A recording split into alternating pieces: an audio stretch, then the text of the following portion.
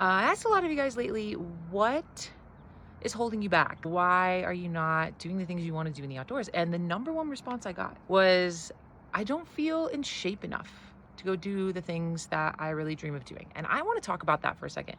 I want to debunk this myth. Now, body type has nothing to do with how in shape you are. Ignore my skinny ass if it doesn't speak to you, but I've climbed nearly 100 mountains, my friends. And you either feel like you have all the confidence in the world, or you feel like you have an elephant on your back and someone just kicked you in the ovaries 12 times and slapped you in the face and said, get up that mountain.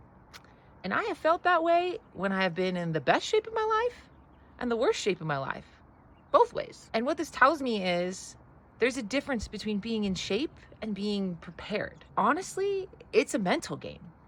You could have hardly hiked in your life and you can struggle your way to the top of a mountain. Maybe not like Denali, but it's certainly possible.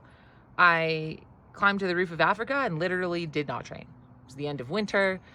My hobbies in winter include doing Legos and playing video games. The reason I could do that was because I was prepared mentally for that challenge. And I think that so many people emphasize what you need to look like, or what you need to be able to deadlift, or what you need to be able to run a mile in order to get to the top of a mountain, when the reality is you just need to really believe in yourself, believe in your body, and have a bit of luck on your side.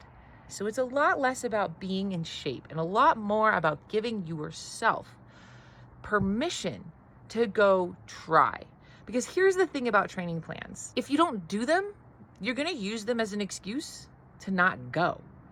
And that sucks because inevitably you're not going to do it and you're not going to check every box because like life happens. There's a benefit in training in that of course your body is going to be more prepared for the thing that you're doing, but don't hold yourself to such a high standard that you scare yourself away from the thing that you're very capable of doing.